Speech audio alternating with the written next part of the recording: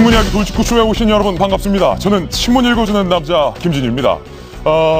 돈 많은 자본가를 구명하기 위해서 검찰과 법원 가리지 않고 전방위 로비를 펼쳤던 이른바 정은호 게이트 사건. 과연 돈 앞에 법은 없는가? 돈 앞에 정의는 없는가? 많은 국민들이 개탄하는 그 게이트입니다. 그런데 그 정은호 게이트에 우병우 민정수석이 연루됐을지도 모른다는 의혹이 오늘 새롭게 제기됐습니다.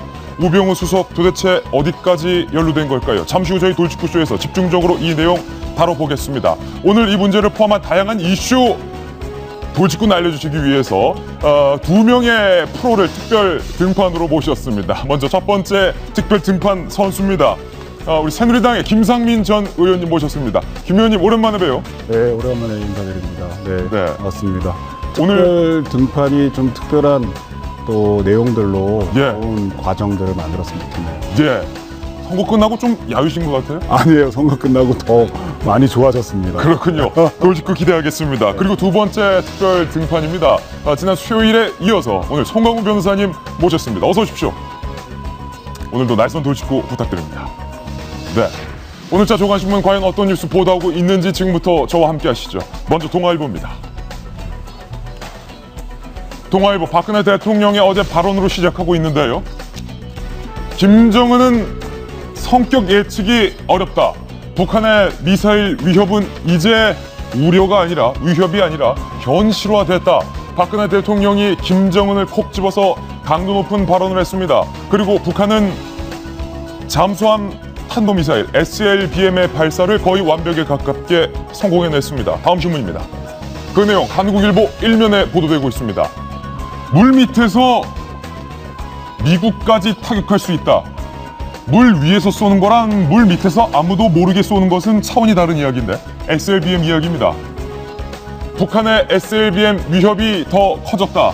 고도 500, 발사거리 500, 쌍 500을 북한이 어제 성공시켰습니다. 그리고 박 대통령은 이에 대해서 북한의 미사일 위협이 현실화됐다. 이렇게 꼬집었습니다. 다음 신문입니다. 이번에 조선일보입니다. 우병우 민정수석 문제에 대해서 새누리당의 이정현 신임 대표는 그간 발언을 회피해왔습니다. 지금도 정지석 원내대표의 시선을 피하고 있는 듯한 사진인데요. 그런데 이 의혹에 대해서 이정현 신임 대표 이렇게 말했습니다. 나는 비록 안 보이지만 바람처럼 안 보이게 역할을 하고 있다. 이렇게 항변을 했다는데요. 우수석 문제에 대해서 과연 이정현 대표가 청와대에 직설을 날릴 수 있었을까요? 바람처럼 안 보이게 역할했다. 잠시 후 다뤄보겠습니다. 다음 신문입니다. 이번에 조선일보입니다. 경향신문입니다. 경향신문 1면에 보도되고 있는 이 의혹, 오늘 주의 깊게 보시기 바랍니다. 홍만표 변호사가 나에게 누군가를 잡아놨다고 했다. 정은호 네이처 리퍼블릭 전 대표가 이렇게 증언을 한 건데 과연 홍만표 변호사가 누굴 잡아놨다고 정 대표에게 말했을까요? 우병우를 잡아놨다고 했다. 우병우. 물론 이것은 정은호 네이처 리퍼블릭 대표의 발언일 뿐이고 홍만표 변호사가 실제로 이렇게 얘기했는지는 법적으로 가려내야 할 뿐이고 홍만표 변호사가 이렇게 얘기했다 할지라도 우병우 수석이 무언가를 해줬는지는 확인해야 할 뿐이고의 이야기지만 왜 이렇게 우수석 이름이 자꾸 나올 뿐이고. 다음 신문입니다. 이번엔 한겨레 신문인데요. 돌리면 나옵니다. 이 기사 한겨레 신문에서도 이어지는데요. 홍만표가 민정수석 잡아놨다고 말했다. 홍만표 검사장 출신의 변호사, 막대한 수익금, 변호사비를 받고도 몰래변론 및 세금 탈루 등등 전관 예우, 각종 의혹이, 법적의 의혹이 여기서 다 나오는데 여기에 우병우 민정수석까지 과연 그 실체는 무엇인지 잠시 후 다뤄봅니다. 다음 신문입니다. 이번엔 서울신문입니다. 다시 북한 문제인데요. 어제 박근혜 대통령의 김정은 실명 비판에 대해서 남북 돌아올 수 없는 다리 건넜나? 이 돌아올 수 없는 다리는 판문점에 있는 그 다리, 북한이 최근 지뢰를 매설한 그 다리인데 대북 정책, 과연 돌아올 수 없는 다리를 건넜는지, 대화는 이제 포기한 것인지 잠시 후 다뤄보겠습니다. 다음 신문입니다. 이번에 중앙일보인데요. 역시 돌리면 나옵니다. 오늘 오랜만에 중앙일보 박용선 만평 준비했습니다. 이 만평인데요. 제목은 그저 속만 태우고 있습니다. 북한 김정은은 SLBM 물속에서 뭐가 튀어나와서 상어를 타고 날아다니고 있습니다. 그런데 정작 우리는 아직 사드 문제조차 마무리 짓지 못하고 있습니다. SLBM 문제, 이거 우리 대한민국 어떻게 대응해야 될까요? 네, 오늘도 중요한 여러 뉴스들 중에 치열하게 고민하고 준비했습니다. 시청자 여러분께서는 지금 고품격 뉴스 토크 신문 이야기 돌직구 쇼를 시청하고 계십니다.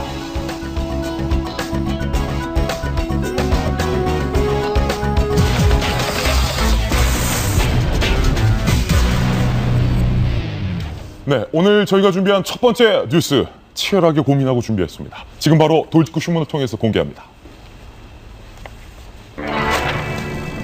박근혜 대통령이 그간 김정은 실명을 거론한 사례는 많았습니다. 그렇지만 김정은은 예측이 어렵고 불분명하다, 이렇게 김정은의 성정에 대해서 비판한 것은 아마 이번이 처음이 아니지 싶습니다. 박 대통령의 어제 발언 직접 들어보시죠. 북한이 1인 독재하에 비상식적 의사결정 체제라는 점과 김정은의 성격이 예측이 어렵다는 점을 감안하면 이러한 위협이 현실화될 위험성이 매우 크다고 할 수 있습니다. 또 고립과 경제난이 심화되고 고위층까지 연쇄 탈북하는 상황에서 북한 내부의 동요를 막기 위해 다양한 도발을 할 가능성도 높습니다. 네, 태영호 공사, 북한이 김정은이 정말로 신뢰했던 고위급 외교관의 대한민국 망명 이후 지금 계속 북한이 흔들흔들 하고 있는 것 같습니다. 북한 김정은은 이제 SLBM에 본인의 명운을 다 건 것 같습니다. 정성희 위원님, 박근혜 대통령의 북한을 향한 대북 메시지 요즘 연일 소개가 되고 있는데 사실과 정보에 기반한 그런 분석인 것 같은데 어제는 김정은을 콕 집어서 비상식적이고 예측이 어렵다. 성격에 대해서 얘기했죠. 예. 딴 얘기지만 저는 늘 박근혜 대통령이 군복이 참 잘 어울린다고 생각을 합니다. 군인의 딸. 예, 멋지게 이렇게 해서 태극마크를 딱 달고 을지훈련이 진행 중인 전방부대에서 얘기를 했는데요. 김정은이 성격이 예측이 어렵다. 그러니까 단순히 SLBM이나 핵무기, 그다음에 무수한 미사일, 장거리 미사일을 가지고 있는 거에 그치지 않고 언젠가는 우리한테 쏠 수도 있다는 얘기를 한 것 같아요. 예. 사실 그 김정은은 성격이 좀 예측이 불가능한 측면이 있습니다. 성격뿐만이 아니라 사실 나이도 리스크죠. 예. 저는 거기다가 성격에다 플러스 32살에는 나이도 상당히 리스크가 있다고 봅니다. 지금 권력을 잡은 지 5년 만인데요. 이제 20대 후반에 잡아서 30대 초반에 갔고, 그 다음에 안팎의 상황이 지금 북한 정부가 상당히 어려워지기 예. 때문에 언젠가는 가지고 있는 무기를 가지고 쓸 수 있는, 그러니까 30살의 초반이 나이면 사실 뭐든지 할 수 있는 그런 나이기 때문에 성격 플러스 그다음에 나이까지 하면 사실 상당한 위협이 될 수 있다는 것인데, 예. 아울러서 얘기하면 우리 박근혜 대통령도 약간의 그 성격의 리스크라기보다는 성격의 어떤 한 번 하는 성격이죠. 그래서 한번 결심하면 반드시 하는 성격. 대신에 우리 성격 리스크라기보다는 박근혜 대통령은 한 번 한다는 건 보여주는 그런 성격이고 예. 예측 불가능한 거니까 어떻게 보면 양측 지도자가 다 성격에 대해서는 예. 보통 한번 그 볼만한 그런 게임이 될 것 같습니다. 그렇군요. 김상미 의원께서 잘 아실 것 같아요. 박근혜 대통령이 한번 한다고 하면 반드시 하는 그런 성격이고, 네. 김정은은 젊은 혈기에 또 예측이 불가능한 그런 성격이니까 네. 두 지도자의 어떻게 보면 자존심 싸움, 어떤 그런 외교 대결, 이렇게 비춰질 수도 있을 것 같은데. 일단 제가 볼 때는 뭐 자존심 싸움 문제로 이 안보 문제를 얘기할 수 있는 문제는 아니라고. 그렇죠. 또 이제 개인의 성향도 있지만 거기에 둘러싸여 있는 그 기득권의 집단의 이해관계가 네. 외교와 안보 문제라고 보거든요. 그런데 저는 이제 결론적으로 말씀드리자면은 지금 현재 그 SLBM 때문에 온 일면으로 아주 난리가 났어요. 예. 근데 저는 지금 이 미사일의 위협이 현실화된 건 사실이지만 예. 그 위협이 실현화되지는 않을 거다라고 보고 있어요. 미사일을 쏘지는 않을 거다. 네, 그러지는 않으니까 뭐 이렇게 어떤 국지전이라든지 이런 식으로 일어나지는 않을 거라고 보는 게요. 지금 돌아올 수 없는 달을 건넜다 이렇게 얘기를 하는데 예. 지금 북한이 이렇게 지금 극단적인 행동을 하는 것은 우리를 위협하겠다는 얘기가 아니라 예. 자신들의 체제의 불안성들, 위험들로부터 뭔가 해법을 찾기 위한 그런 어떤 이제 대화를 하기 위한 카드다라고 예. 저는 생각을 합니다. 이럴 때로 저희가 침착하게 좀 대응을 할 필요가 있고, 아시는 것처럼 이번 정부에 있어서는 북한이 여러 가지 시도들의 어떤 도발들을 했지만 지난 정권들을 보게 되면 연평 해전이 일어나고 전쟁들이 연평도에 뭐 폭격이 실제로 일어났던 거예요. 그런데 이번 정부에서는 목함질에 한번 했다가 뭐 나중에 개성공단 폐쇄까지 이루어지는 아주 강경한 조치가 이루어졌다는 거죠. 북한이 뭐 한번 찔끔했다가 호되게 얻어맞았다. 그렇죠. 그래서 김정은이 원하는 거는 체제의 유지입니다. 그래서 체제의 유지를 위해서 미사일을 사용하는 것이지, 그 이상으로 갔을 때 그 체제가 전복될 수도 있는 것을 충분히 이번 우리 박근혜 정부가 할 수 있다고 생각하기 때문에. 그러니까 김정은 생각에 박근혜 대통령은 만약에 우리가 국지전을 벌이면 전면전도 두려워하지 않을 만한 분이다. 김정은은 이렇게 생각하고 있다, 이렇게 이겁니까? 생각할 거라고 저는 생각합니다. 그렇기 때문에 그 이상의 단계가 가지는 않을 건데, 문제는 뭐냐면 이런 정치 불안정을 통해서 경제에 타격을 주고 이것이 민생의 어려움으로 가기 때문에 이 문제에 대해서 침착하게 대응하고 대화로 풀어가고, 또 이거야말로 정치력, 외교력이 필요한 이제 순간이 왔다고 보는 거죠. 그렇죠. 윤태곤 실장님. 1년 전 오늘이 무슨 날이냐면요. 2015년 8월 25일 새벽 2시에 김관진 안보실장이 북한하고 고위급 접촉을 하고 청와대로 돌아와 대통령한테 보고한 날이에요. 1년 전 오늘이 그 날이었군요. 8개 항인가 합의를 봐가지고, 근데 이제 참 전화위복이다. 목함 집결이라는 이게 도발이 있었지만은 어찌됐건 남북이 이렇게 뭐 좀 잘 나가기로 했다라고 다 이제 우리가 박수를 쳤던 날인데, 1년이 지나니까 그때 제가 말씀드린 게 한 10년 된 것 같죠. 그러네요. 그렇지 않습니까? 저는 이제 김상민 의원님 말씀에 이제 좀 제가 공감하는 부분이 많은 게, 이른바 내재적 접근이라는 말 하지 않습니까? 북한 입장에서 생각해 보자. 북한 입장에 생각할 때 전략적 목표가 무엇일까? 과연 자기들이 이게 우리를 쳐들어와 가지고 지배를 해가 적화 통일을 해가지고 이게 할 능력이 있을 것이냐 스스로 생각할 때, 아니면 자기들의 체제 수호가 첫 번째일 것이냐. 저는 당연하게 체제 수호가 첫 번째일 거라고 생각합니다. 그러니까 우리들끼리만 이 모습 그대로 잘 먹고 잘 살게 해주세요. 바깥에 나가는 이제 뭐라고 이제 말을 하고 뭐 미국을 뭐 어떻게 뭐 지구상에서 지워버리고 이렇게 하지만은, 북한이 제일 원하는 거는 이제 체제 수호이고, 그리고 이제 SLBM이라는 이런 것까지도 체제 수호에 자기들이 생각할 때는 미국에 맞대응할 수 있는 지렛대를 만들기 위한 것이니까 저는 이제 공감하는 부분이 있는데, 그런데 이제 서로 이런 거죠. 네가 물러서겠지라고 아까 이제 말씀하신 성격 리스크에서 이런 식으로 하면 누가 물러서겠습니까? 아무도 이제 못 물러서는 거예요. 국내 정치적 요인 때문에라도. 이런 거에 대한 이제 긴장감이 과도화되는 건, 물론 저는 이전에 남북 관계 지금보다 안 좋았을 때도 훨씬 많았습니다. 어떤 모멘텀이 생기면 또 국면으로 넘어갈 거라고 봐요. 아까 목함지에 말씀드렸다시피. 그럼 그 이전까지는 우리가 안보에 대한 방비는 방비대로 하되, 또 뭔가 이제 두 번째 세컨 옵션에 대한 생각도 가지고 있어야 되겠다. 이 SLBM 같은 경우에 북한은 이런 식일 겁니다. 니들이 사드 한다고? 우리 이런 것도 있어. 그럼 어떻게 해볼래? 그럼 이거 하나 하면 우리가 또 돈을 10배, 20배 들여가 또 뭐 물건을 갖다 놓고 계속 이런 식으로 할 수는 없는 거잖아요. 그런 부분에 대한 장기적 계획도 있어야 될 것 같아요.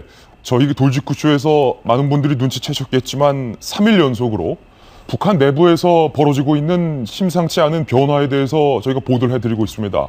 그리고 박근혜 대통령은 이 부분에 대해서 정확하게 읽어낸 후 메시지를 전달하고 있습니다. 오늘 저희가 준비한 오늘의 특종에서도 만나볼 수 있는데요. 오늘의 특종입니다.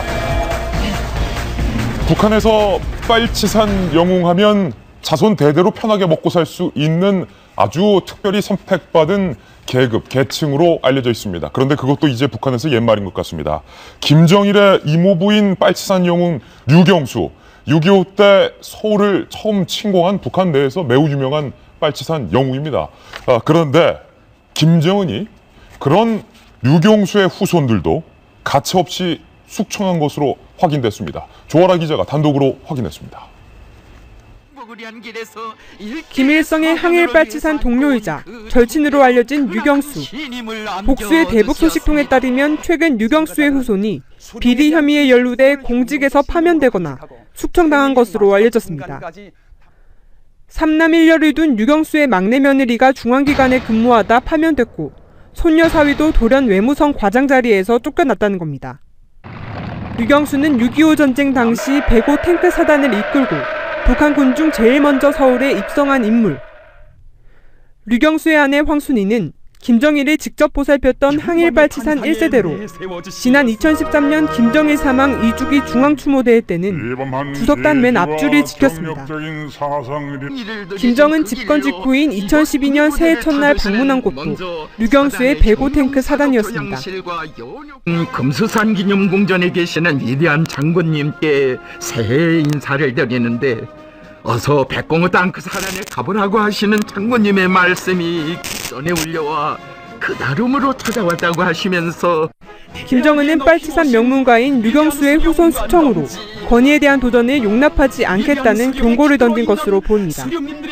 빨치산 출신 오진우의 아들 오일정도 상장에서 소장으로 강등됐습니다. 작년도 12월 달에 어떤 행사에서 관람석에 앉아있는 그 사진을 통해서 확인이 됐습니다. 빨치산 혈통을 가진 부인을 둔 태영호 공사가 망명을 택한 것도 이 같은 북한 분위기와 무관치 않아 보입니다. 채널A 뉴스 조아래입니다. 이식현 칼럼니스트, 네. 이 칼럼. 태영호 공사가 망명을 선택한 이유, 여러 가지 이유를 저희 돌직구쇼에서도 제기했지만 그 중에 한 가지가 태영호 공사의 부인은 명망 있는 북한 내에서 빨치산 가문인데 빨치산 가문도 안전하지 않다는 판단을 태공사의 부인은 했을 것이다 였는데 지금 빨치산 영웅 류경수의 후손들도 김정은이 가차없이 숙청하는 걸 보면 태공사 부인의 판단이 맞았다 이런 생각이 들어요. 그렇죠. 우리가 그 태공사가 왜 탈북을 했는지 이제 여러 가지 관점에서 좀 분석을 했었는데 그동안 어쨌든 아들 문제가 가장 크다라는 이제 그런 분석을 많이 했었지만 그 외에도 사실은 그 생계 문제나 가족 문제도 물론 중요하지만 북한에 다시 소환돼서 들어갔을 때 어느 정도 그 어떤 자기의 어떤 정치적인 생명을 유지해갈 수 있는 것인가, 그리고 자신의 어떤 사회적인 포지션을 유지할 수 있는가, 여기에 대해서 굉장히 좀 회의적인 판단을 한 것이 아닌가라는 생각을 했었죠. 그러면서 이제 그 태공사의 그 부인이 그 오혜선 씨죠. 그 오혜선 씨는 김일성과 같이 그 빨치산 운동을 했던 그 1세대의 그 가문이기 때문에 그래도 이 정도의 집안이면 좀 안전하지 않을까라는 생각을 우리는 일반적으로 하지만 지금 여러 가지 지금 보도도 그렇고 여러 가지 지금 상황이 좀 변화되고 있는 그런 와중에 본인들도 들어갔을 때 어떤 자신들의 어떤 집안이라는 거 하나만 가지고도 계속 어떤 정치적인 위치를 유지할 수 없다라는 판단을 했을 거다. 뭐 이런 얘기를 많이 했었어요. 오늘 저 보도를 보니까 어느 정도 거기에 설득력을 좀 갖게 하는 그런 설명이 아닌가라는 생각이 듭니다. 북한 내부에서 이제 빨치산이라고 하더라도 김정은의 성격이 예측할 수 없기 때문에 안전하지 않다는 거예요. 손 변호사님. 그걸 좀 논리적으로 좀 분석을 하면 다른 또 해석이 또 가능하죠, 사실은. 무슨 얘기냐면은 김정은의 성격의 그 독특함 때문에 오는 숙청도 있지만 우리 역사를 되돌아보면은 사실 딱 그런 거 아닌가요? 왕정 체제나 독재 체제 때 세대가 바뀌고 지도자가 바뀌면 만약에 제가 독재의 지도자라고 하면은 그 전 세대 다 이렇게 저렇게 정리하는 게 인지상정 아니었을까요? 우리 조선도 보면 태종도 그렇고 세조도 그렇고 그랬죠. 근데 현대 정치도 어떨까요? 대통령 바뀌면 우리는 어찌 보면 꽤 물갈이가 많이 있지요. 장차관 다 바뀐다. 네, 현재 지금 이게 그 뭐 물갈이죠. 그렇게 보면은 숙청은 아닙니다만. 그렇죠. 그래서 새삼스러운 것은 아니되 그것을 보는 이제 눈은 좀 달라질 수는 있죠. 어차피 저렇게 세대가 교체되고 그 점은 오히려 우리가 북한 정권이 또 안정화된다고 볼 수도 있는 거 아닐까요? 반대로. 김정은 정권이 일각에서는 예측도 안 되고 언제 폭탄 쏠지도 모르는 그 정권이지만 다른 한편에서 보면 의외로 김정은이 5년 지났는데 뜻밖의 자기 이 세계를 안정적으로 구축했다는 그런 시그널도 볼 수 있는 거 아닐까요? 재밌는 분석인데 약간 비슷한 생각이 이중적인 게 있을게요. 북한의 지배층에 대한 공포, 그리고 일반 국민, 백성들 사이에서는 이들 특권층이었잖아요. 사실은 이 1세대들이 특권층도 날리는구나라고 해가지고 어떻게 보면 약간 박수를 받은 측면도 있을 겁니다. 중국 같은 경우에 보면은 이제 오시라이 충칭시 서기를 숙청을 했는데 오시라이가 이제 보이보라고 혁명 1세대 바로 아들 태자당의 대표적인 인물인데 과거에서는 중국에 그런 식으로 숙청을 할 때는 조용히 연금을 시켰거든요. 근데 이제 보시라에는 TV 보는 앞에서 다 이렇게 처벌받는 거 나오고 이제 물론 괜찮은 감옥입니다만 이제 좋은 감옥에 수감을 시켰어요. 그런 부분이 이제 어떤 보이려고 하는 게 두 가지 시그널을 동시에 있는 거. 이제 유경수라는 사람은 북한에서는 저는 이 기사를 보고 조금 놀란 게 정말로 뭐라 그래야 되나 위대한 영웅으로 이 사람이 이제 백그라운드도 그렇고 실격도 그런 게 유경수는 비난한 가정에서 태어나가지고 유경수의 첫 번째 처가 누구냐면은 그 김일성의 첫 번째 처 김정숙의 여동생이에요. 김정숙의 여동생. 예, 근데 일찍 죽어가지고 이제 두 번째로 결혼을 했는데 그 두 번째 결혼을 한 사람은 아까 우리 화면에 나왔지만은 김정일의 유모 역할을 했던 사람이고. 아, 그렇군요. 그러니까 김일성하고는 형제와 같은 정말 사이고 이 백오 땅크 여단으로 나왔지 않습니까? 거기에 정식 이름이 근위 서울 유경수 백오 탱크 다단입니다. 이름 자체가 근위 서울이라는 게 그 유경수의 탱크 여단이 서울을 맨 처음 점령을 했어요. 북한에서는 상징적인 날인데 중앙청에 인공기를 세운 게 매달아 놓은 게 유경수의 부대원입니다. 바로 유경수 저기 부대원이었다. 대전도 처음으로 점령을 했고. 그래서 이제 근위 서울 유경수 탱크 사단이라는 이름을 둔 건데 어떤 기관에 본인의 이름을 붙인다는 거. 북한 같은 경우에 김책 공대, 뭐 김원균 음악대학 같은 게 있는데 이거는 국민들 다 알라고 해주는 거지 않습니까? 유경수는 거의 위인전에 나오는 그렇죠. 위인전에 나오는 인물이에요. 말하자면은. 근데 이런 집안의 후손조차 부패를 하면은 친다라는 거를 보여주려는 게 이게 다층적인 시그널을 담고 있어요. 유경수가 사실 유명한 사람인 게 유경수란 이름 자체가 김일성이 새로 지어준 이름입니다.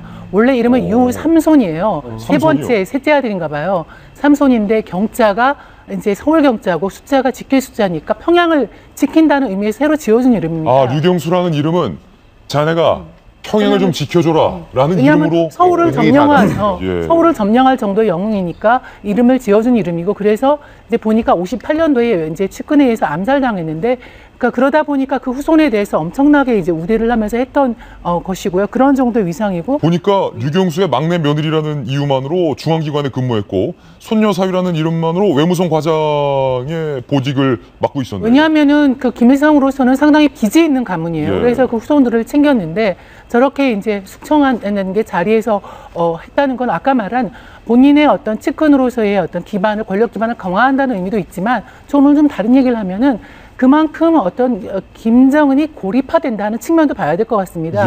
그 자기를 도와줬던 그 아버지 할아버지 대에 가는 사람들 갖다가 이렇게 숙청을 한다는 것은 본인의 어떤 이른 지배체제를 확고하게 한다는 측면도 있지만은 이제 남아있는 거 우리가 아는 사람으로는 최연의 아들은 최룡이밖에 없지 않습니까?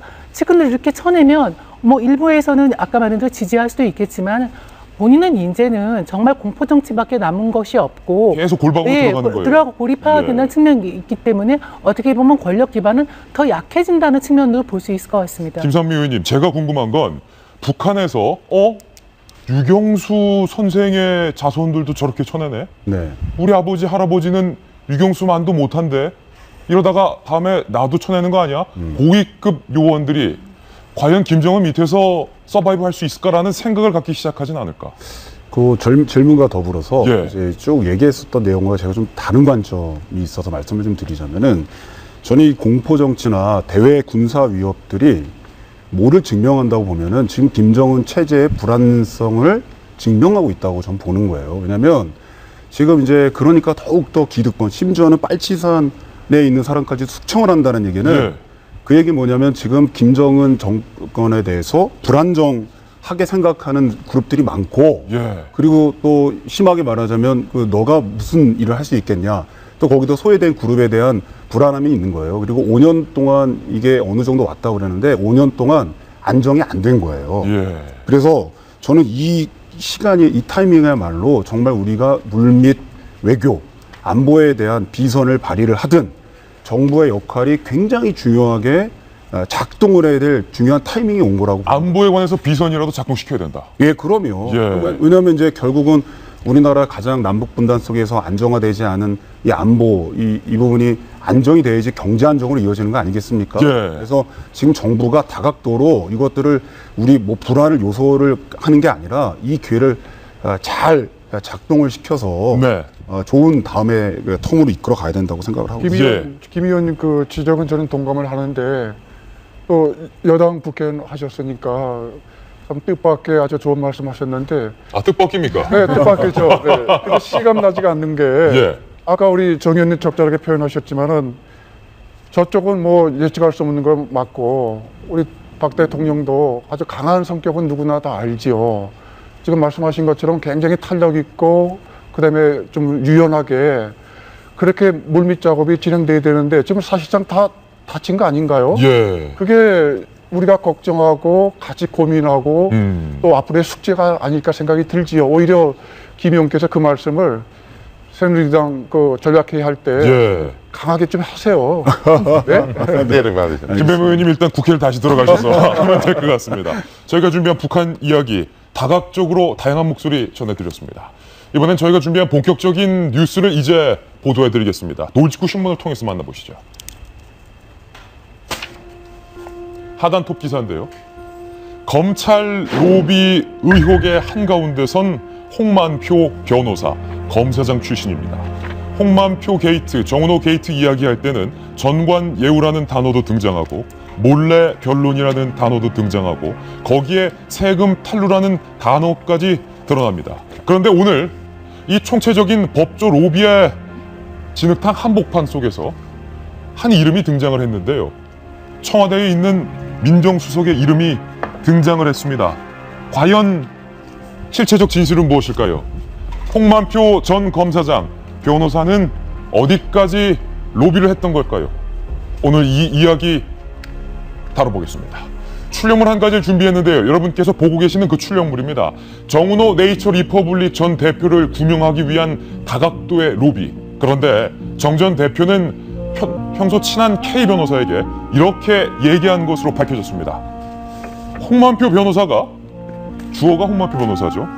홍만표 전 검사장이 청와대 민정수석과 중앙지검 모 차장검사를 모두 다 잡았고, 니은 차장검사를 모두 다 잡았고, 홍만표가 특히 민정수석과 니은 차장은 서로 특별히 친하기 때문에 나는 기소 정도 우습다, 걱정하지 않았다, 이렇게 말했던 것으로 법원 기록에서 나와 있습니다. 설이 아니라는 것이죠. 이렇게 말했다는 거죠. 청와대 민정수석은 이때 당시 그렇습니다. 우병우 수석이었습니다. 홍만표가 당시 이렇게 말했다는데, 수사 당시 조사 안 받고 끝내거나 벌금 내고 끝내도록 하겠다라고 나에게 말했다. 나는 홍만표만 믿고 기다렸다. 왜? 내가 준 돈이 있으니까. 1심에서 징역 1년을 실형을 선고 후 화를 내면서 홍만표가 맡을 때부터 불기소나 벌금으로 처분하도록 얘기 다 됐다는데 결국 실형이 나왔다. 정은호 전 대표가 당황하고 있죠.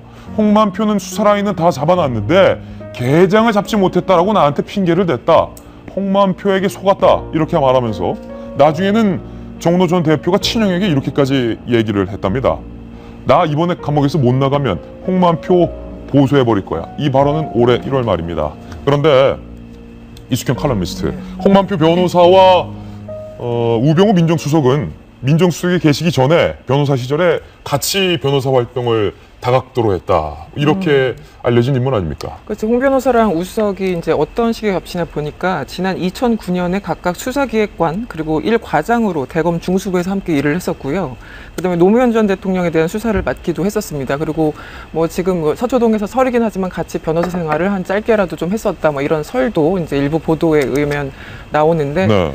지금 그 핵심은 이거죠. 일단 홍만표 전 검사, 지금 변호사지만 두 가지 의혹이 있었어요. 15억 탈세, 그러니까 본인이 수임을 하지 않았다, 그러니까 등록하지 않았기 때문에 15억 정도를 이제 세금 내지 않았다, 탈루 의혹이 하나 있는 거고, 가장 더 핵심은 이제 전관예우의 차원에서 어떻게 그 검찰에 접근했는가, 이 두 가지가 가장 이제 큰 의혹인데, 지금 흘러가는 어떤 그런 모습들을 보면 검찰에서는 전관예우에 대해서는 별로 이제 방점을 두지 않고, 사실상 이제 탈세 부분에 대해서만 좀 방점을 찍는 그런 모습이 많이 보여서 이 언론에서 굉장히 지적이 많았습니다. 하지만 이른바 뭐 검찰이 제 식구 감싸기 하는 건 아니냐. 그렇죠. 네. 그래서 저는 그 제 식구 감싸기란 그 아주 일반화된 표현도 너무 약하다고 봐요. 저는 어떻게 보면 검찰이 하나의 그냥 아주 이익 집단이 돼버리는 듯한 느낌이 듭니다. 네, 본인들만 이제 살고 보자 뭐 이런 분위기로 가고 있는 제 식구 감싸기라는 표현도 성에 안 찬다. 네, 너무 약한 거죠, 사실은요. 예. 근데 이제 지금 어쨌든 어제 그 공판에서 이 이제 진술 조서, 지금 말씀해주신 저 내용은 어제 공판에서 그 진술 조서를 바탕으로 나온 얘기인데, 이 얘기가 어디서 나왔냐면은 이 정 전 대표로 변호했던 모 변호사. 의 어떤 진술 조서를 토대로 저런 이제 발언이 나왔다고 합니다. 예. 그런데 이제 제가 예전에 어떤 그 전관 변호사를 한번 만나서 그런 질문을 했었어요. 이 돈 많은 사람들이 이제 사건에 연루됐을 때 가장 원하는 게 뭐냐 이렇게 질문했더니 그 변호사 말 구속만 피하게 해달라. 구속만 피하게 해달라. 돈 많은 사람들은 다 필요 없고 일단 구속만 피하게 해달라가 가장 큰 요구라는 거예요. 네. 근데 지금 정 전 대표는 어쨌든 구속이 됐지 않습니까? 그렇죠. 뭐 우리 더 이상 수사 안 할 거야. 아마 구속 안 될 거야. 이렇게 기대감을 갖고 자기 변호사한테 얘기를 했는데 결국은 구속됐고, 그러니까 지난 1월에 본인의 친형한테 울분을 터뜨렸다는 거 아니겠습니까? 그러니까 사실 뭐 3억, 50억, 100억 이렇게 줄 적에는 구속을 피하고 좀 뭐 불기소 처분 받았으면 하는 그런 그 의뢰인의 마음이 있었을 텐데 정 전 대표 입장에서는 굉장히 좀 배신감을 느끼지 않았나. 그래서 저런 발언이 나오지 않았나라는 생각이 듭니다. 혹자는 이런 발언 할 수도 있을 것 같아요. 그거 그냥 정은호 전 대표의 발언이잖아. 정은호 전 대표의 발언은 무슨 수로 믿어? 그럴까봐 문자 메시지 몇 통을 준비해봤습니다. 문자 왔쇼. 문자 왔쇼. 문자 왔쇼. 홍만표 변호사가 정은호 전 대표에게 보냈다는 문자입니다. 홍만표 변호사가 보낸 겁니다.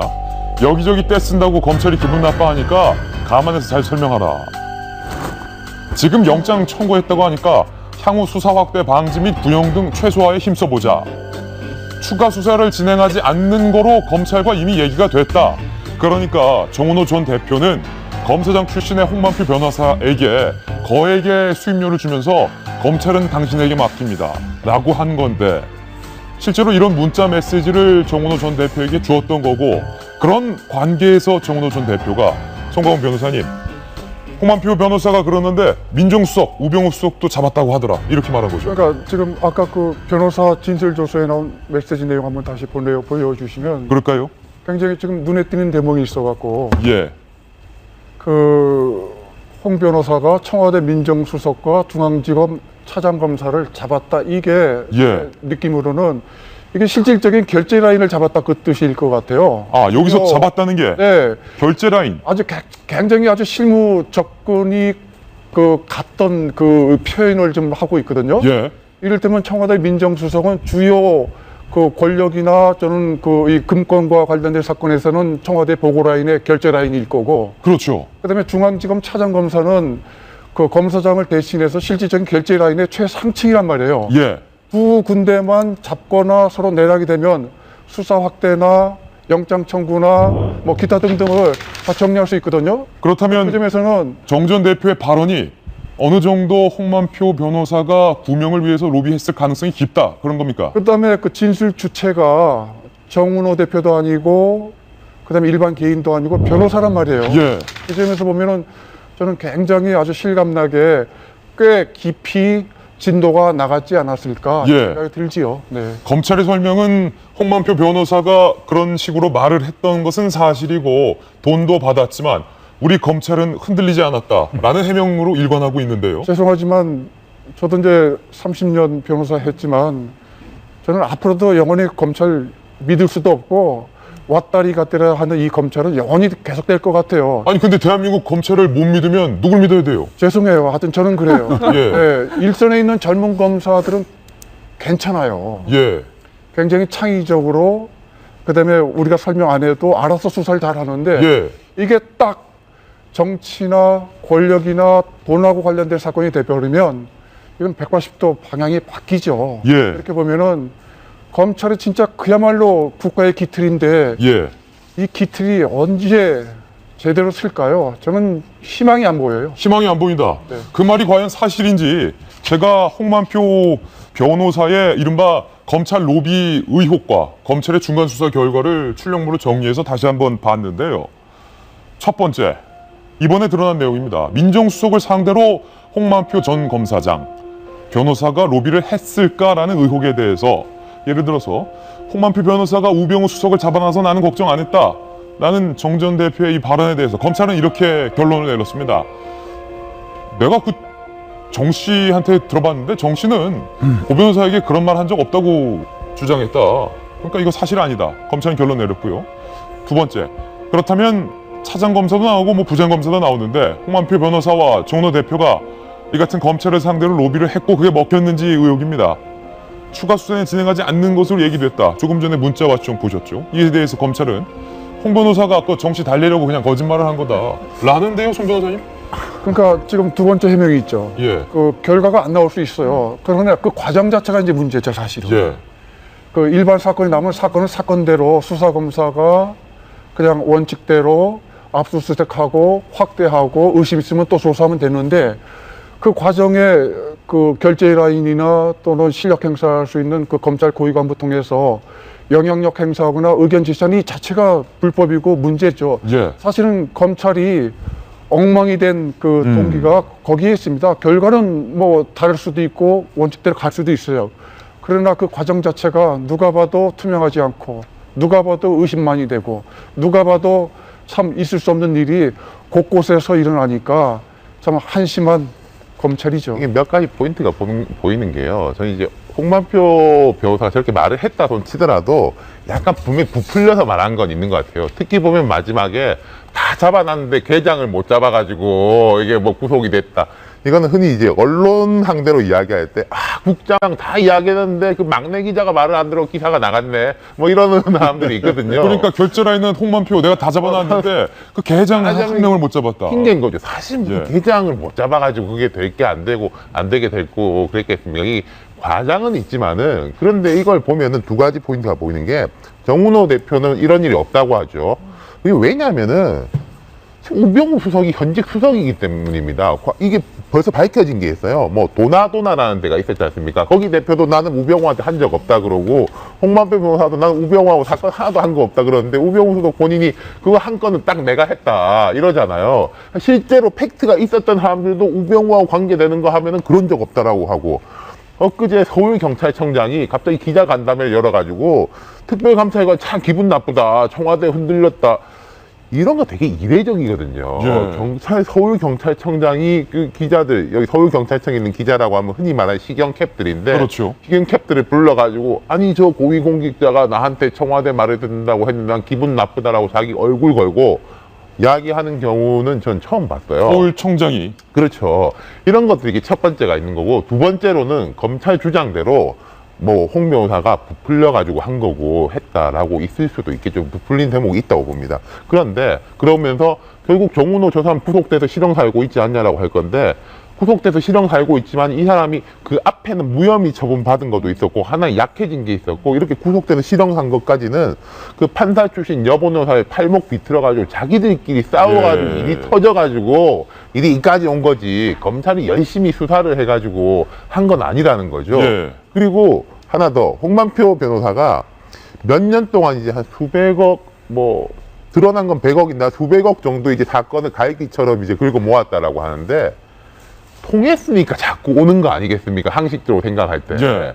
부풀려가지고 이야기하는 거는 한두 번은 되겠죠. 내가 옛날에 뭐였는데 라고 부풀려서 이야기하는 건 한두 번은 했을 텐데 지금 밝힐 수 없는 뭐 4대 그룹 안에 들어가는 그룹도 있고 대기업도 있고 홍만표 써보니까 통한다더라라는 소문이 나니까 계속 들어가는 거죠. 홍만표를 보는 게 통한 합리적인 거 아니겠습니까? 검찰 로비는 분명히 있었다. 그러나 다시 한번 말씀드리지만 검찰의 중간 수사 결과는 우리 검찰은 그런 로비 먹히지 않았다라는 게 검찰 입장인데 다시 본령으로 돌아오겠습니다. 본질은 그렇다면 그렇게 발 넓고 영향력 큰 홍만표 전 검사와 과연 우병우 민정수석은 이번 정은호 구명건에서 어떤 관계고 어떤 일이 있었는가가 바로 오늘의 본질이겠죠. 그래서 홍명표, 우병우 두 사람의 관계에 대해서 저희가 한번 다시 정리를 해봤습니다. 의문투성이에요. 두 사람의 관계가 정말 어떤 관계인지 궁금할 정도입니다. 일단은 홍만표 변호사와 우병우 수석 간의 두 사람의 관계를 먼저 볼까요? 정은호를 모른다. 정은호 구명 사건 수임하지 않았다라고 우 수석은 해명을 했었습니다. 그런데 우병우 수석과 홍만표 변호사 두 사람은 민정수석에 오시기 전에 변호사 시절일 때 홍만표 변호사와 함께 정은호를 몰래 변론을 했고 수임료를 서로 분배했다라는 의혹을 받고 있습니다. 그리고 홍만표 변호사와 우병우 당시 변호사는 도나도나 사건 등을 비롯해서 이른바 서초동에서 두 사람이 환상적인 파트너였다라는 소문이 의혹으로 퍼져 있는 관계입니다. 그렇다면 정은호와 홍만표의 관계는 뭐 다 드러났는데 문제는 홍만표 변호사를 통해서 우수석과 정은호가 어떤 관계이냐는 겁니다. 그런데 우리가 잊혀졌던 인물이 다시 등장하는데 바로 법조 브로커로 활약을 해다 구속을 했던 이민희 브로커라는 사람이 나옵니다. 이민희 브로커와 우병우 수석은 뭐 형님으로 불렀다라는 내용과 의혹도 보도가 된 적이 있었는데 나는 그 사람을 모른다라는 게 민정수석 해명이긴 합니다만 과연 모르는 사람을 형님으로 불렀을까라는 의혹도 남습니다. 그렇다면 이제 우수석과 정은호 대표, 우수석과 홍만표 이 세 사람의 관계가 어떻게 되는지가 궁금한데요. 전직 검찰 간부 출신의 변호사는 이에 대해서 이렇게 밝혔습니다. 우수석이 홍 변호사 및 일부 대형 브로커들과 동업하면서 수임료를 싹쓸이했다는 얘기는 서초동에서는 공공연한 비밀이다. 그리고 홍 변호사가 탈세 등이 확인이 돼서 이미 구속이 된 만큼 같이 활동을 했던 우병우 민정수석 당시 변호사의 수임 내역과 자금 흐름을 조사해야 한다. 이렇게 밝혔는데 김상민 전 의원님, 여기서 궁금한 게 어쨌든 검찰 조사에서 정은호 전 대표가 홍만표 변호사가 민정수석 잡았다라는 내용을 검찰도 그 당시 알고 있었을 텐데 왜 그때 당시 우수석에 대한 부분은 조사하지 않았나, 이게 궁금합니다. 일단 그걸 언급하기 전에 지금 아까 그 검찰 조사에서 정은호 대표의 문자 내용에서 밝혀진 내용이 굉장히 그 재밌고 의미 있는 얘기예요. 뭐냐면 달래려고 의뢰인에게 거짓말을 한 거다라고 얘기했단 말이에요. 그러면 이제 홍 변호사가 의뢰인에게 거짓말을 했다라는 거죠. 예. 상대편도 아니고 자기 의뢰인에게 거짓말을 하는 사람이라는 거예요. 예. 여기부터 출발을 좀 할 필요가 있다고 네. 봅니다. 그리고 또 아까 이제 우수석이랑 함께해서 싹쓸이를 했다고 그랬잖아요. 근데 제가 참 의아한 게 그렇게 부자 재산이 많은 분이 뭘 더 이렇게 싹쓸이를 하려고 이렇게 동업을 했다는 얘기가 서초동에서 도나. 예. 처분과 재산이 많죠. 그런 거로 봤을 때에 지금 이제 많은 의혹들이 제기되고 있지 않습니까? 관계성들에 있어서. 그리고 또 정은호 대표 같은 경우는 수단과 방법을 가리지 않고 어마어마한 거액을 통해서 자신의 이제 그 구명 로비를 했단 말이에요. 그랬을 때 지금 관계도로 봤을 때는 충분하게 이 모든 것이 관계도로 이제 있을 가능성은 있다라고 보는 것이고, 또 아까 초반에 말씀드렸지만 홍 변호사는 거짓말을 심지어 의뢰인에게 하는 사람입니다. 근데 대외적인 자기의 어떤 이 구도상에서도 사실은 말하는 것과 다른 내용들을 검찰에서 꼼꼼하게 밝혀야 될 상황이다라고 저는 보고 있습니다. 근데 여권 인사로서 충분히 관계가 있을 것이다 이렇게 말해도 됩니까? 괜찮습니까? 이거는 뭐 이게 나와 있는 정황이고, 그리고 또 분명한 사실들 국민의 알 권리에 대한 해당하는 부분이지 않습니까? 그리고 이것은 사실 여권하고 상관없는 문제죠. 정의의 문제죠. 정의의 문제. 그래도 형식의 문제죠. 우수석 얘기 나오면 여권 주요 인사들은 대답을 안 하느라 그러신데 김삼무는 괜찮겠습니까? 이후에 이제 뭐 이정현 대표님 발언 때 제가 그거는 좀 이제 첨부해서 알겠습니다. 자세히 이야기하도록 하겠습니다. 그러니까 핵심은 똑같습니다. 우리가 그 김정주 넥슨 대표가 진경준 검사한테 그 돈을 줬을 때는 뭔가 대가를 받았을까가 궁금한데 밝혀진 게 없지 않습니까? 홍만표 변호사가 정은호 씨한테 3억을 받았을 때는 뭔가 줬을 거란 말입니다. 그럼 좀 그 정관의 어떤 영향을 발휘했다면 검찰의 그 정관의 영향을 받았던, 그것이 작동해서 결과가 있던 없던 로비를 했던 사람이 있을 텐데 벌써 뭐 몇 사람 얘기들이 뭐 누구한테 차장검사 어떻고 나오고 있는데 안 나오지 않습니까? 그러니까 홍만표는 구속이 됐는데 홍만표 변호사한테 로비를 받았을 가능성이 높은 검찰 내 인력에 대한 얘기가 없는 거예요. 국민이 궁금해하는 게 그건데 오늘 정은호의 그 문자 메시지와 이런 내용에는 그 일단의 증거들이 나와 있거든요. 그러면 검찰은 그 얘기를 할 때 그 얘기가 나와 있는 사람의 조사를 했었어야죠. 안 나오고 있으니까 궁금한 거 아닙니까? 그래서 얘기가 하는 거고요. 정현 지적에 저는 뭐 100번 동감하고요. 그래서 좀 걱정되는 것이 사실은 어저께 이제 출범했잖아요. 특별수사팀. 네. 그 총장이나 법무부 장관이 굉장히 고심해서 놓은 작품인데 저는 근본적으로 좀 회의가 되는 게 두 가지예요. 첫째로는 아까 우수석 사건에 대해서 앞으로 오늘부터 한 일주일 안에 압수나 수색이나 영장 갖고 뭐 자료를 찾아야 되거든요. 예. 찾을 수 있을까요? 청와대에 가서 그 컴퓨터 들고 나올 수 있을까요? 아니면 옛날 법률사무소 근무할 때 그 사건 기록들 가져올 수 있을까요? 그게 핵심이거든요. 예. 그 자료 없으면은 조사가 안 됩니다. 이 관계 밝혀낼 수 없다. 네, 그렇죠. 그런데 특별수사팀이 과연 그럴 능력이 있을까요? 저는 굉장히 회의적이에요. 또 하나는 수사팀이 지금 그 감찰관하고 두 부분을 동시에 조사하는데 제 기준으로는 90대 10이죠, 사실은. 이 특별수사팀의 핵심은 우병우 수석을 둘러싼 의혹이 90%고 예.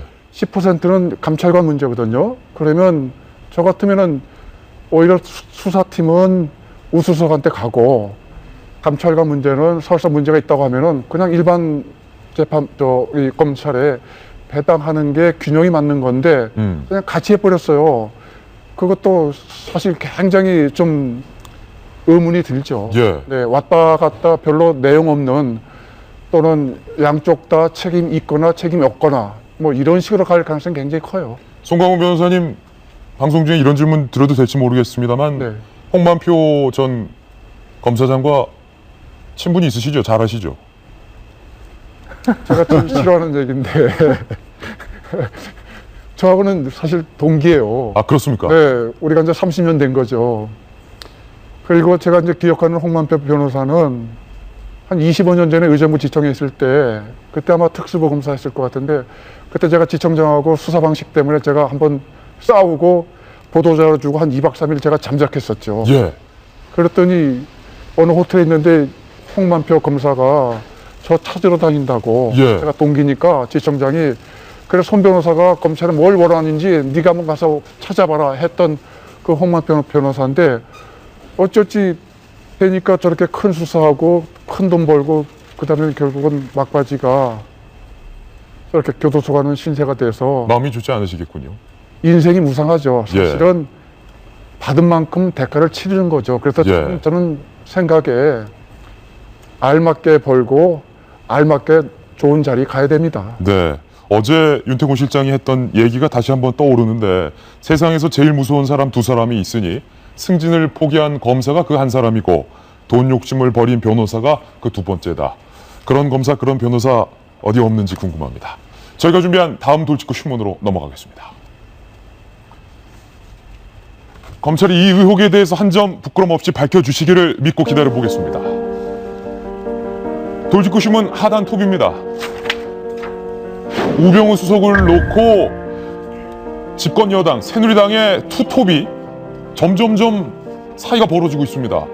정지석 원내대표와 이정현 대표가 바로 그렇습니다. 이정현 대표 지금까지 우병우 수석에 대해서 말을 아꼈는데 왜 대표가 이 문제에 대해서 말을 아끼냐라는 질타와 의혹에 대해서 이렇게 말했습니다.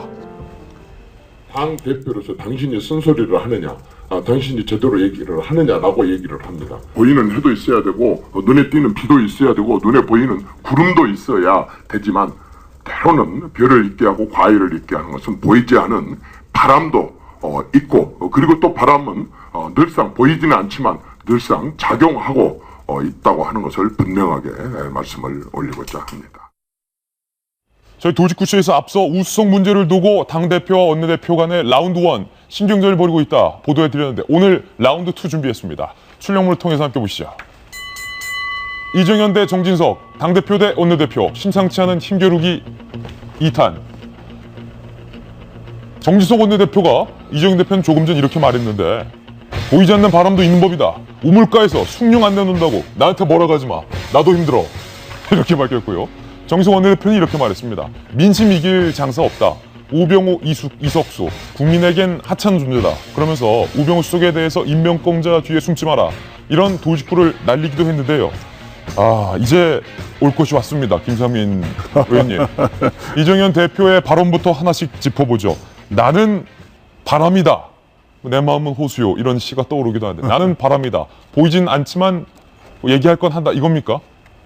일단은 개인적으로 제 이정현 대표님을 선배로서 되게 존경하고 예. 또 좋아하는 선배님이신데 오늘 한 자락 까는 게 심상치 않아요. 그 우리 대표님이 시인으로 등단했냐고 예. 몇몇 분들은 얘기를 하세요. 아, 그렇습니까? 난 바람처럼 안 보이게 역할한다. 근데 이런 역할을 해야 될 자리가 있습니다. 그거는 이제 청와대 홍보수석이나 정무수석은 정말 바람과 같은 역할을 해야 되는 거죠. 네. 그런데 이제 당대표의 자리는 보이는 역할의 자리입니다. 당원들이 누굴 봅니까? 당대표 하나 보는 거예요. 예. 원내대표 같은 경우는 국회의원들과 이제 하지만, 뭐, 당협위원장들, 또 당원들, 또 국가를 걱정하고 대통령을 걱정하는 사람이 누굴 봅니까? 당대표. 당대표를 보는 거예요. 예. 당대표는 보이는 사람입니다. 그래서 당원들과 국민들, 이제 국회의원들조차도 스며들지 못하는 그 정말 밑바닥의 공간의 이야기를 당에서 총화시켜가지고 대통령에게 정책적으로 들어갈 수 있게끔 하는 역할을 바라는 거예요. 그게 당대표다. 그런데 지금 아직 정무수석의 역할, 또 대통령을 지키는 역할에 이제 아직 그 한정된 발언을 하신 거에 대해서는 아쉬운 점이 많고요. 예. 또 하나는 바람이 될 수도 있습니다. 어떤 바람이 되냐면 바람이 불면 나무도 쓰러지고 예. 또 집도 뭐 날아가고 뭐 세상을 다 변화시키는 바람이 될 수 있어요. 그러면은 우리 대표님 정도 되시면 강력한 태풍과 같은 바람이 되시라고 이번에 당대표를 당원들과 국민들이 선출을 한 거고, 무엇보다 이정희 대표님이 되신 것은 그 간절함과 진실함에 대해서 응답하고 화답한 거거든요. 예. 그건 기대감입니다. 태풍의 역할을 하기를 바라는 기대감이고요. 그 다음에 저는 이제 대표님에 대한 얘기만이 아니라 또 중진 우리 의원님들 하신 말에도 좀 사실 좀 아쉬움과 안타까움이 있어요. 왜? 예. 모든 얘기를 굉장히 완곡하게 국민의 민심에 총대를 들고 이야기하지를 않고 당대표의 책임으로 몰고 가고 있거든요. 아니, 민심을 대변하고 당원들이 이야기를 최고위원이 중지위원이 하면 되는 거 아닙니까? 최고위원이 하라. 네. 그리고 때로는 뭐 싸울 일이 있으면 싸워야죠. 예. 그 얘기는 뭐냐면 슬슬 눈치를 본다는, 누구의 눈치를 보는 겁니까? 예, 뻔하지 않습니까? 그렇기 때문에 이게 저희 새누리당 안이 정말 균형 있고 어떻게 보면 밑바닥 민심으로 가지 않는데 그건 한쪽만의 책임이 아니라는 거죠. 예. 대한체로서 이정현 대표, 또 소위 말하는 친박이라고 얘기하는 사람들의 이상가는 집권으로서의 역량에 대한 책임을 발휘하지 못한 저희 당내 다른 그룹의 책임도 굉장히 크다라고 보고 있습니다. 그러면 현재 우리 이정현 대표의 바람론에 대해서 말씀해 주셨는데 다른 영역에서는 잘 하시겠지만 우병우 수석과 관련해서는 태풍이 아니라 산들바람 정도다. 일단 바람이 안 불고 있는 거죠. 바람도 아니다. 활동이 안 되는 거죠. 예. 왜냐하면 이거는 아까 뭐 정의다 뭐 이런 국민은 정의를 바라지도 않아요. 그냥 상식을 바라는 거예요. 예. 아주 기본적인 상식. 어떻게 의뢰인에게 거짓말을 하는 변호사, 그리고 또 동시에 검찰에서 나온 결과가 그거였더라고 어떻게 그렇게 창피하지가 않은지라는 생각이 들 정도로 얘기가 나오는 거고, 또 우수석 같은 경우도요, 그게 여당이냐 야당이냐 얘기가 아니라 그거는 모두가 이미 다 알고 있는 거예요. 예. 알고 있는 거에 대해서 아주 솔직하게 당대표가 공식적으로 얘기할 필요가 있는 상황이다라고 얘기하고 싶고요. 지금 말씀드리는 중간에 뉴스 속보도 나왔는데 지금 대한민국에서 콜레라가 경남 거제에서 두 번째 환자가 발생했다. 지금 콜레라 신경 써야 되고 설사 증세 신경 써야 되는데 대한민국이 이 우병우 문제에만 발목 잡혀 있으면 안 된다 이거죠. 그렇죠. 그런데 이제 한편으로는 지금 이제 청와대 입장도 고려돼야 될 것도 있어요. 왜냐하면 지금 검찰 권력, 그다음에 국정원, 그리고 국세청, 경찰, 뭐 이게 다 지금 여러 가지 이제 문제의 도마 위에 있는 거지 않습니까? 이게 4대 권력이거든요. 그러니까 지금 이제 임기 말에 있어서 또 지금 외교적으로, 안보적으로, 경제적으로 굉장히 복잡한 상황 속에서 어떠한 지금 현재 집권 어떠한 하고 있는 권력이 흔들거리면 더 큰 부작용이 일어날 수 있는 것도 있어요. 알겠습니다. 하지만 이 문제에 대해서는 아주 민심에 대해서 아주 명확한 적용과 뭐 이렇게 받아들이는 귀와 눈을 열 필요가 있다고 봅니다. 김상민 의원이 돌직구를 날려주셨는데 이숙현 칼럼니스트, 이번엔 정지성 원내대표 얘기를 좀 해볼 텐데 정지성 원내대표가 뭐 처음에는 소심한 저항 이렇게 보였는데 원내대표로서 당대표와 부딪히는 것도 부담일 텐데. 이제 정진석 원내대표 저번에도 잠깐 언급을 했던 것 같긴 합니다만, 이제 정진석 원내대표가 원내대표로 선출될 당시에 소위 말하는 친박계의 어떤 그 서포트를 많이 받았지 않습니까? 그래서 이제 범친박계로 불리는 그 이름, 그 네이밍 자체도 이제 이 사람의 어떤 정치적인 성향을 말해주는 거기 때문에, 그래서 이렇게 정진석 원내대표가 과연 그 박근혜 대통령에게 제대로 된 말을 할 수 있을까, 소위 말하는 친박계로 분류가 되는데, 그래서 여기에 대해서 여러 반신반의하는 게 있었던 것 같아요. 근데 지금 보면은 이정현 대표도 그렇고 정진석 원내대표도 그렇고 자신들이 당선되기 전에 똑같은 얘기를 합니다. 우리는 이제 개판은 없다. 그리고 할 말은 하겠다. 박 대통령에게도 직언을 하겠다. 양쪽 다 똑같은 말을 하고 원내대표, 그리고 또 한 사람은 대표로 선출이 됐는데, 정진석 원내대표는 그래도 자기의 어떤 발언을 좀 지켜가고 있는 그런 모습이라고 저는 생각을 합니다. 우병우 수석에 대해서 이렇게 말했어요. 임명권자에게만 잘 보이면 그만이니까. 그러니까요. 전 어저께 가장 인상 깊었던 얘기가 정진석 원내대표 그 워딩 중에 우수석은 국민들의 입장에서 보면은 정말 아무것도 아니다, 이런 취지를 얘기했는데, 저는 그게 가장 정확한 표현이라고 생각을 합니다. 물론 박근혜 대통령에게는 팔과 다리같이 정말 중요한 사람일 수 있으나, 그 국민들, 세금을 내는 국민들 입장에서는 우병우 수석을 저렇게 감싸고 있는 이유에 대해서 도대체 납득을 할 수 없는 그런 상황이거든요. 예. 어쨌든 정진석 원내대표는 자신의 어떤 소신대로 발언을 좀 이어가고 있지만, 이정현 대표 같은 경우는 너무나 지나치게 침묵을 지키고 있는 것은 아닌가라는 생각이 들고, 예. 요즘 그래서 이제 그런 얘기도 나오죠. 언제부터 새누리당 당대표가 홍보수석까지 겸임하고 있느냐라는 얘기까지 나올 정도로 그런 냉소들이 있는데, 여기에 대해서 이정현 대표도 대표로서 좀 역할을 해주셨으면 하는 당부를 좀 드립니다. 예. 정진석 원내대표 하고는 제가 이제 같은 의정 활동을 한 적이 없어서 제가 잘 몰랐는데, 예. 전당대회 할 때 연설을 굉장히 잘하시더라고요. 아, 그렇습니까? 들었어요? 네, 굉장히 잘하시고 대중에 대한 흡입력도 있고 또 정무적 판단을 아주 잘하더라고요. 그래서 이제 뭐 대통령이 그날 오셨지 않습니까? 대통령도 정말 적절하게 그 힘을 들이는 말도 하면서 동시에 당을 화합하는 말들을 하는데, 사실 당대표로 선출될 뻔했어요. 예. 네. 굉장히 사실은 반응이 좋았습니다. 예. 그리고 지금 이제 여러 가지 지금 발언을 하시는 것도 상황을 잘하는 거예요. 예. 대통령이 어떠한 성향인지, 또 그래서 균형 있는 말들을 하나씩 탁탁 치고 빠지면서 하고 있어서 좀 기대하는 바가 좀 있다는 말씀을 드리고, 네. 이정현 대표님 같은 경우도 저는 궁극적으로는 잘해낼 수 있을 거라고 저는 보고 있어요. 예. 하지만 지금과 같은 형태에 있어서 좀 더 업그레이드 되고, 좀 이제 폭넓은 활동을 예. 하기를 요구하는 당원들과 민심들이 많다는 사실을 잊지 말라는 말씀을 좀 이정현 드리겠습니다. 대표에 대해서 조금 이야기해 보자면요, 고민이 되게 많을 것 같아요. 제가 아까 내재적 접근법 이야기했지만은, 제가 이정현 대표도 내재적 접근법 생각을 해보면은, 이분이 지금 공세적으로 방어하고 있는 건 아닙니다. 예컨대 뭐 의혹이 밝혀진 게 뭐가 있냐, 이런 말을 하는 분들도 있지 않습니까? 일부 의원들. 조원진 의원이요? 뭐 그런 식은 아니에요. 어정쩡하게 버티고 있는 건데, 물론 제 생각입니다. 이정현 의원은 차라리 그런 생각 하시는 건지도 모르겠어요. 바람이 좀 불었으면 좋겠다. 당에서도 가만 보면은 정진석 원내대표 몇 명밖에 이야기를 안 해요. 좀 불만 많은 사람들도 그냥 팔짱 끼고 말해봤자 입 아프다 식으로 가만히 있거든요. 애헴하고 있다. 바람이 불면은 내가 못 이기는 척 하면서, 아니 이거 어쩔 수 있습니까? 내 마음은 이렇지가 않은데 당이 워낙에 이렇지 않느냐라고 청와대에게 전달을 하고 싶을 수도 있겠다라는 생각이 들어요. 근데 지금은 바람 이야기 하셨지만은, 바람이 저는 아직 안 불고 있다. 김상민 의원 아까 말씀하셨지만, 그 문제의식 가지고 있는 분들이 좀 더 입을 열어야 된다고 생각합니다. 명분을 줘야죠, 이정현 대표한테. 대통령께서 직접 결정하시는 사안이고 물론 알아서 잘 하고 계시겠습니다만, 당에서는 이런 바람도 조금은 있습니다 라는 식으로 말이죠. 그렇죠. 우수석에 거취를 둔 정치권의 반응 알아봤습니다. 이번에는 저희 돌직구쇼에서만 만날 수 있는 코너 속 코너입니다. 이른바 오늘의 사건 라인업입니다. 오늘도 사건 라인업 몇 가지 준비해봤는데요. 과연 어떤 사건들이 라인업돼 있는지 지금부터 돌직구 신문을 통해서 만나보시죠. 사건 라인업인데요. 두 가지 사건 라인업돼 있습니다. 첫 번째부터 보시죠. 민중은 개 돼지다 라는 발언으로 파문이 일었던 나영욱 전 기획관. 나에 대한 파면 징계는 과하다. 불복 신청을 했다는데요. 과연 이 문제 어떻게 봐야 될지, 나영욱 전 기획관의 문제가 됐던 발언부터 한번 다시 들어보시죠. 저는 그렇게 생각할 줄 진짜 몰랐어요.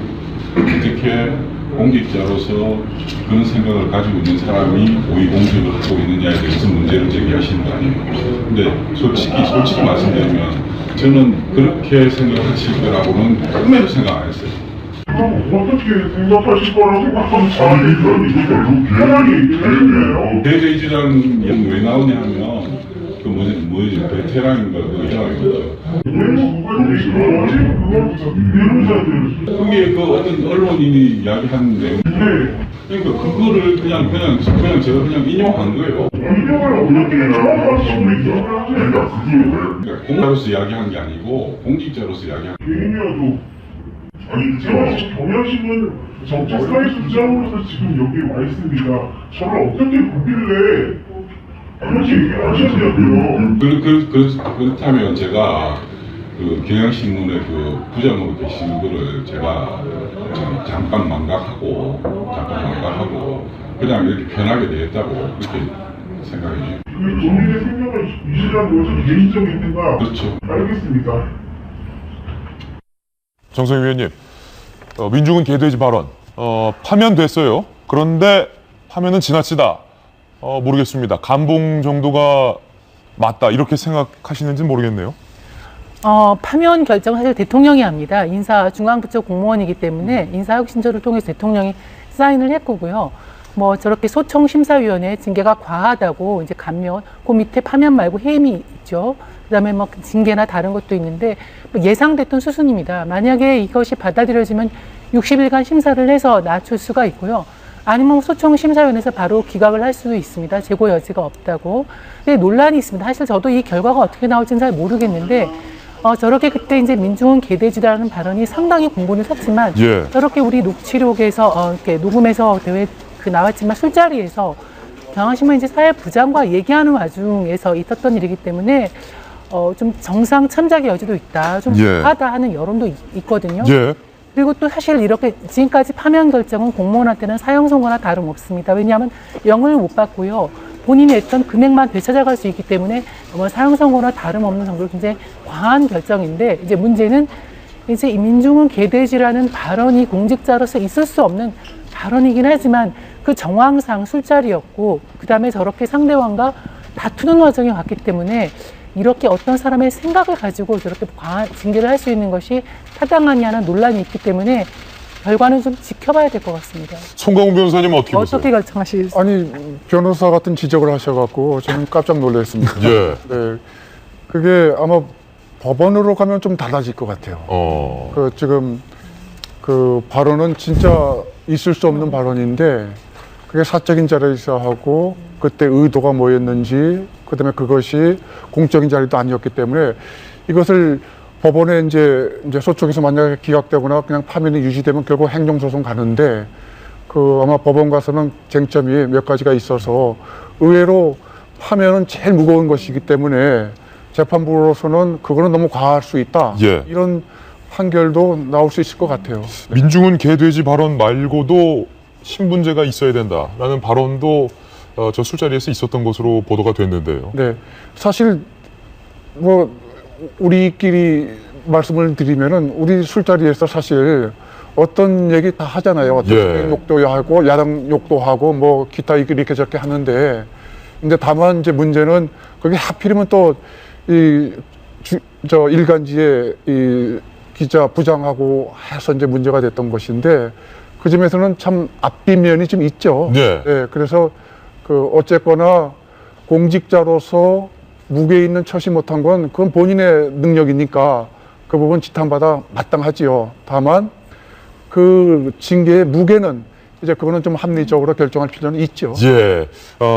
온 국민이 교육부의 높은 공무원께서 정책기획관께서 국민을 결국 개돼지로만 바라보고 여태까지 교육정책을 핀 건 아니냐라는 사실에 공분을 했습니다. 법원에서 과연 이 문제 어떻게 솔로몬의 판결을 내릴지 좀 더 지켜보겠습니다.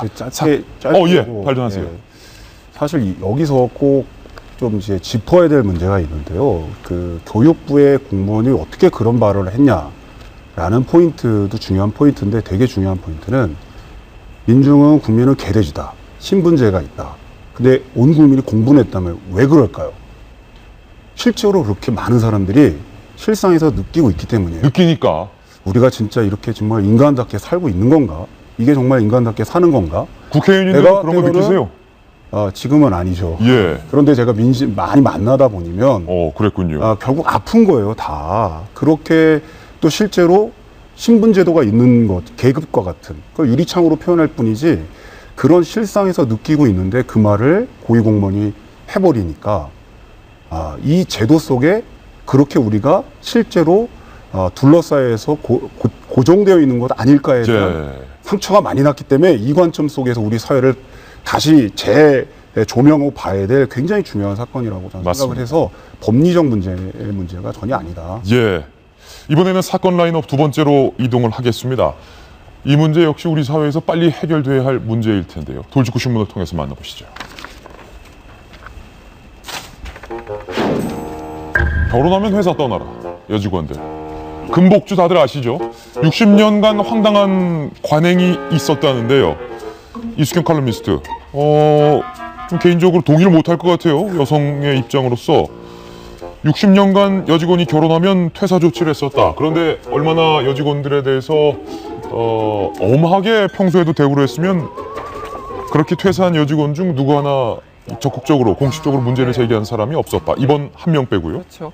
그 진정을 어떤 여직원이 이제 내서 밝혀진 건데 저는 좀 놀랐어요. 아직까지 이런 회사가 존재한다는 것 자체가 좀 황당해서. 그러니까 기사를 여러 번 읽었거든요. 우리나라에 있는 모기업 맞습니다. 무려 60년이나 됐는데 정규직 직원 280명 가운데 여자 직원 한 30명 정도밖에 안 된다고 해요. 이제 이 수만 보더라도 얼마나 이 회사가 직원들에 대해서, 이 성에 대해서 얼마나 그 차별적인 시선을 갖고 있는가라는 생각이 일단 들고, 일단 여성 직원들은 승진도 시키지 않고 또 결혼을 하면 무조건 퇴사시키는 그런 조치를 계속 취했다고 하는데, 그래서 만약에 이제 퇴사를 거부하는 사람이 있지 않겠습니까? 그러면 본인의 어떤 뭐랄까 직급에 맞지 않는 다른 부서로 배치시킨다던가, 뭐 사실 그런 거죠. 요즘 어떤 대기업에서 그런 일이 있었다고 하죠. 퇴사하라고 하니까 이제 그걸 거부하니까 뭐 화장실 앞에 뭐 의자를 배치한다던가 이런 식으로 해서 굉장히 모욕적인 그런 언행을 일삼는 그런 회사들도 다른데 많은데, 어떻게 보면은 이 금복주가 그 모든 백화점식의 모든 기업의 비리를 다 갖고 있는 곳은 아닌가라는 생각이 들고요. 어쨌든 현행법에도 뭐 문제가 되죠. 이 퇴직, 결혼을 이유로 이제 퇴직을 하라고 할 경우에는 이 근로개혁, 그런 식으로 이제 근로개혁을 체결할 경우에는 5년 이하 징역이나 3천만 원 이하의 벌금을 부과하도록 규정을 하고 있습니다. 그러니까 분명히 현행법 위반인 거죠. 그렇죠. 그래서 인권위원회에서 이제 이것을 이제 받아서 조사를 했는데, 어쨌든 회사 입장에서는 시정하겠다라고 얘기를 했다고 하는데 정말 시정을 할 것인지 조금 더 끝까지 지켜봐야 될 것 같습니다. 금복주 회사뿐만 아니라 총 4개 회사예요. 그러니까 계열사죠. 금복주, 경주법주, 금복개발, 그다음 이 회사들을 총괄하는 금복홀딩스 지주회사인데 4개 회사가 1957년 창사 이후 60년간 결혼하는 여직원을 퇴직시켰고, 퇴사를 거부하는 여직원은 회의에서 배제하는 방식. 분명히 내 부서 내가 맡았던 사업인데 너는 들어오지 마.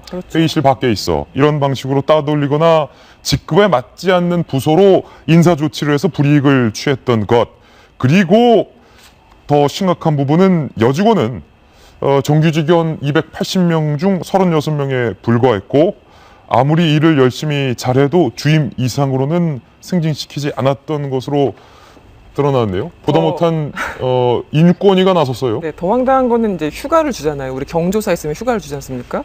그럼 친가의 경조사만 인정하고, 그러니까 그 외가 쪽은 인정을 안 하는 거예요. 그러니까 아빠 쪽의 경조사는 뭐 휴가 가는 거 오케이인데 엄마 쪽에 뭐 누가 돌아가시다 그러면 근데 너가 왜 가? 그러니까요. 그러니까 이게 지금의 상식으로는 도저히 불가능한 건데, 이 회사에서는 이것이 상식이 되고 원칙이 되고 이것을 어겼을 적에 심지어 뭐 퇴직까지 시키는 뭐 이런 상황까지 발전하고 있어서 저는 인권이 뭐 권고 정도가 아니라 이거 심각하게 현행법을 위반한 사안이기 때문에 법적인 처벌이 뒤따라야 된다고 생각을 합니다. 인권위의 권고는 정 의원님 법적인 효력이 없기 때문에 지켜도 그만 안 지켜도 그만입니까? 아니 권고는 강제 사항은 아닙니다. 권고. 근데 지금은 우리 이수경 칼럼니스트가 지적한 대로 이건 남녀 고용 평등법 위반이에요. 법 위반이기 때문에 이건 안 지킬 수 없죠. 왜냐하면 이렇게 되면은 사주가 바로 징역형도 받을 수 있어요. 5년 이하의 징역형, 3천만 원 이하 벌금을까지 받을 수 있기 때문에 안 지킬 수 없는데요.